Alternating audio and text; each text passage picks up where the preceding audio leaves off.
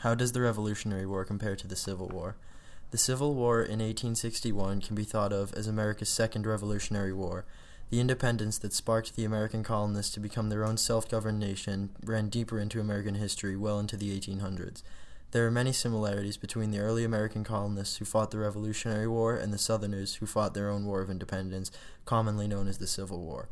Both the early American colonists and the Southerners fought for not only their independence but their right to self-govern.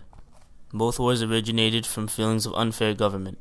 The colonists believed that King George was a harsh tyrant who wanted to rule America from his throne in England, so they sought independence. Southerners similarly did not think that the democracy of their time gave them equal representation.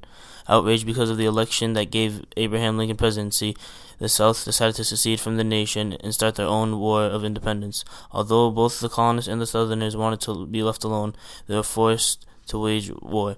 Colonists became patriots and Southerners became Confederates. A question that colonists put off after winning the Revolutionary War came up during the time of the Civil War and became a main focus during and especially after it.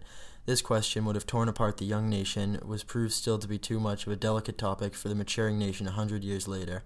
The topic of slavery kept tension between the North and South before the Civil War extremely high.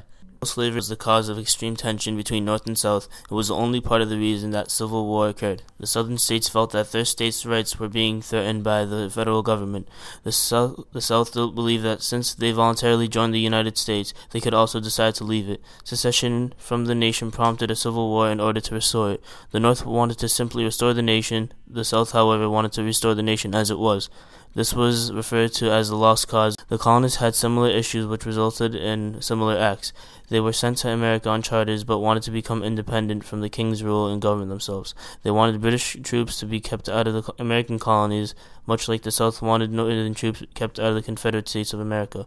Since England wanted to maintain rule over the colonies and the federal government wanted to maintain rule over their southern states as well, war became the answer for both of the problems. The patriotism that fueled the early colonists to fight for their independence and self-government was the same patriotism that drove the Confederates to fight for the same cause. America has proved to be a nation with independence as its first priority. The proof for this lies in the Revolutionary and Civil Wars, which were fought in order to preserve its independence. The Civil War, in which the Confederates fought against the Union soldiers, was a revolution, since they sought for a change in government like the Patriots did when they fought the British in the Revolutionary War. This concludes that both the Revolutionary War and Civil War were both revolutions which were fought in order to become independent from their previous nations.